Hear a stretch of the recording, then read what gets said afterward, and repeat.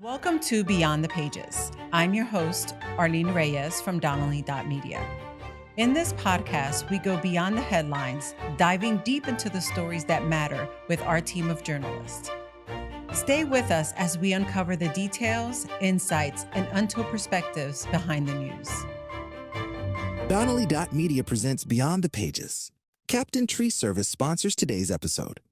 When a disaster happens, call the captain.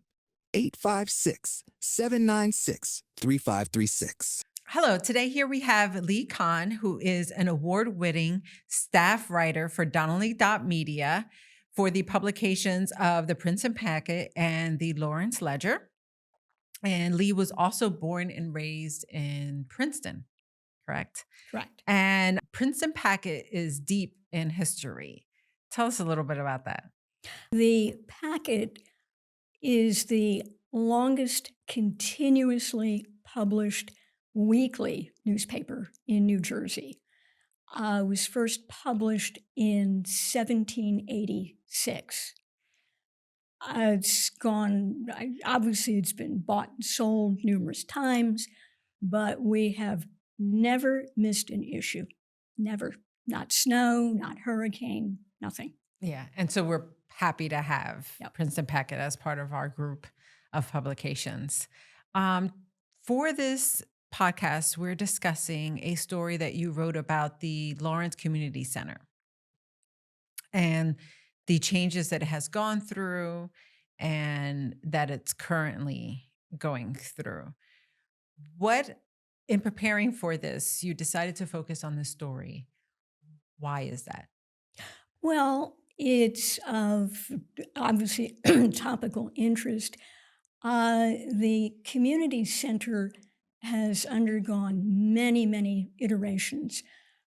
For context, and you have to put things in context, it was an outgrowth of the Lyndon Johnson's Great Society anti-poverty programs back in the 1960s.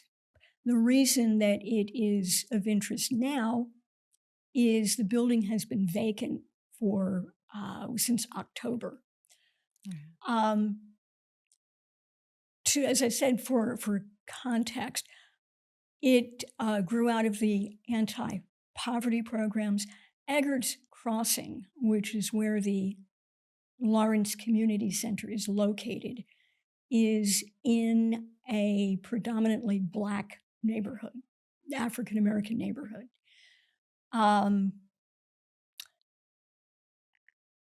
it's not really a community center, like the YMCA, like a conventional, traditional. It was intended for the Eggerts Crossing community. It was created in 1965 with its focus on that community. At that time, there were federally funded programs. Towns were encouraged to create community action councils. And one of the projects and you could get federal funding, the CAC could apply for grants. There was a grant for a Head Start program, and then they applied for funding for the community center. Only at that time, it was known as the Lawrence Neighborhood Service Center. The reason that it was called the Service Center was it was going to service the residents.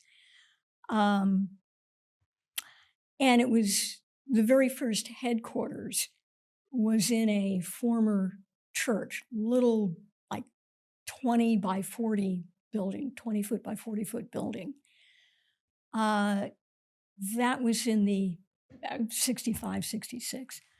They appointed one of the Eggerts Crossing residents, Fred Vereen Jr.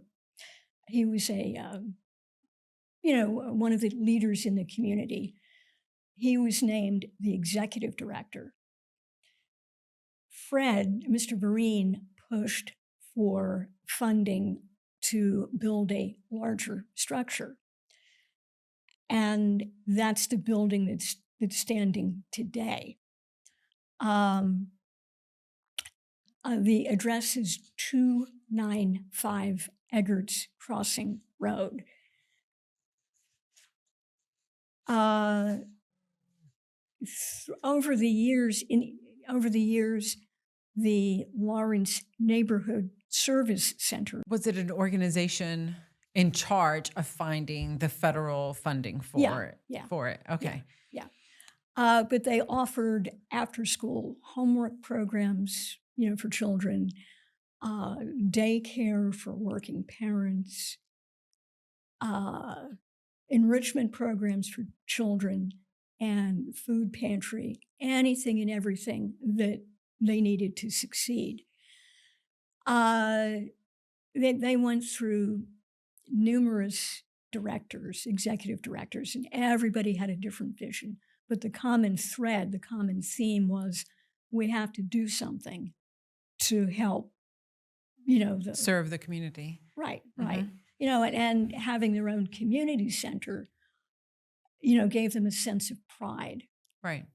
Mr. Vereen told me stories about the Eggerts Crossing neighborhood when he moved there in the 1940s. The streets were unpaved. The housing was substandard. Most of the houses lacked indoor plumbing. There was the facilities there was an outhouse. Right. So he wanted to to grow the community, to everything that everyone else had. Right. Then around 2010, the township, which took possession of the building, leased the building to Homefront. Homefront is a nonprofit organization that helps homeless, working poor. And Homefront's vision was to expand the services, to keep, the food pantry, recreational programs, but they wanted to expand and draw more people into using the center. They were offering exercise programs like Zumba, Jazzercise, Right. Alcoholics Anonymous. There were a couple of churches that met there. And then the lease expired about a year. Well, I think it expired this year. And they vacated, and the building's been empty. So is Homefront still? Oh, Homefront still exists. They're just not using the center They're just anymore. not using it. They moved all the programs to their own headquarters on Princeton Avenue in Lawrence. Okay. And during the process, so before Homefront came in to use the facility, was it something more of, people needing to write for the grants that were supplying the funding for that were going on in the community center? Or was it more of the town just decided to move away from its initial initiative? Well, the initial grants were back in the 60s. This was to get the facility off the ground. Do they have any plans right now for the facility? Or is it something where they're just looking for someone else to occupy the center, maybe something that's similar to Homefront? Well, it's in flux. The township hired a consultant to go that's in the process of going through the building, seeing what improvements need to be made. The building was heavily used. So, it's beginning to show its age, wear and tear. And there are things like they need to make it ADA accessible. Right. They'll need ramps and an elevator. So they're in that process. Okay. And the mayor, in the meantime, appointed a committee to look at, well, what should we do with it? What are Right. we going to do with it? Which is, the mayor is, it's not a strong mayor form of government. The mayor is chosen from among the 5 council members. Okay. But this is the first time that we've ever had any mayoral committee, which is a good thing. Mm-hmm. It's a good thing. Right. So she has appointed people from the Eggerts Crossing Civic League, the Presbyterian Church of Lawrenceville, the Eggerts Crossing Village Affordable Housing Development. So just, a variety of people. Do you know if the residents of Lawrenceville are longing for this, to the center to have similar programs that it did in the past, or maybe some other ones that would help the residents out? I mean, I know that as far as childcare goes, it's always helpful to have someone or a place where, the children can go after school, where maybe you're working late and they have help with homework and those type of things, as you described what they used to have. Are the residents longing for something like that, or do they feel like those needs are met elsewhere? Well, Facebook, for what it's worth, Right. which is, it's a means of, social media communication, Correct. reaching out. Some of the Facebook folks suggested, well, maybe we could have more programs for the seniors in that Okay. neighborhood. Lawrence does have a senior center that's very active, but it's on the other side of town. So this would be closer Is to that neighborhood. there a cost affiliated with that senior center that's already in existence? Well, it's run by the township, Oh, okay. so it's through the town. Okay.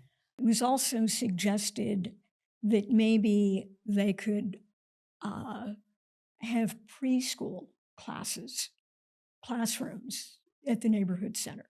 Okay. So it's too soon to tell. Right.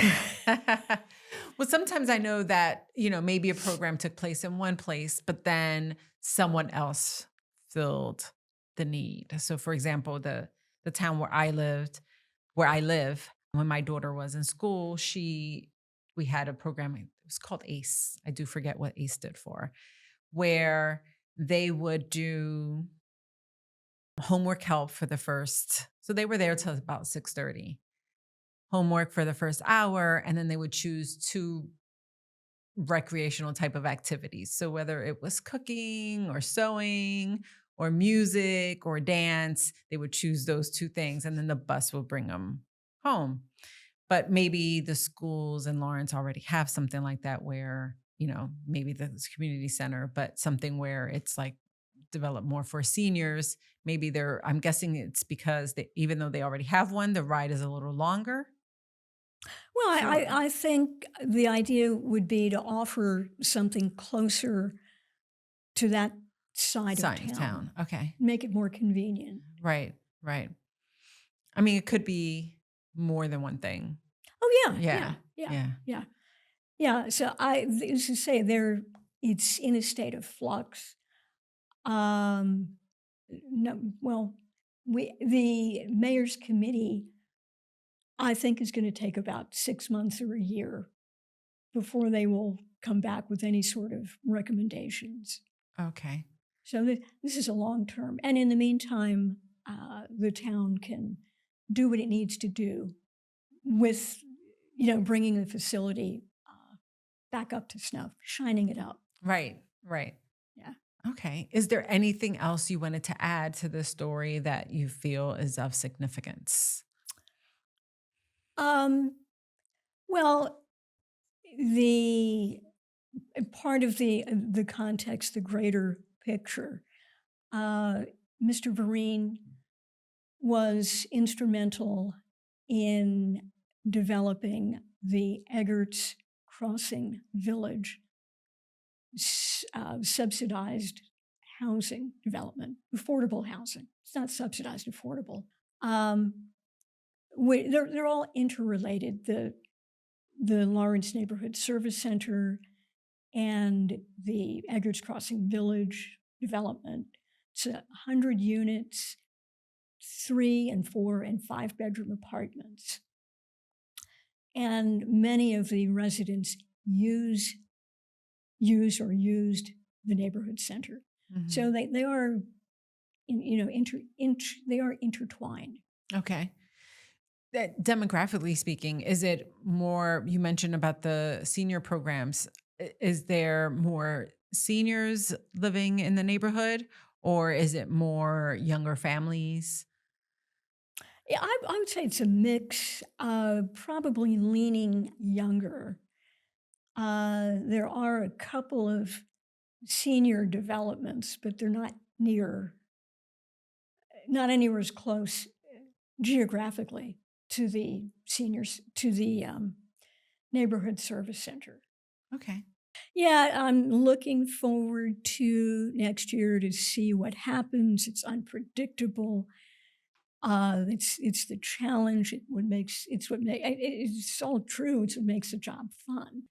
And I'm a passenger, and I can't see where I'm dying to find out where we end up. Right. Okay. All right. That sounds good. Okay. Well, thank you so much, Lee, for coming in, for meeting with me. And we so appreciate having you a part of being Donnelly.media, and look forward to, your continuous articles and your long history with us. Great. Thank you. That's a wrap for this episode of Beyond the Pages. Thank you for joining us. If you enjoyed today's conversation, be sure to subscribe and leave a review. Until next time, keep reading between the lines.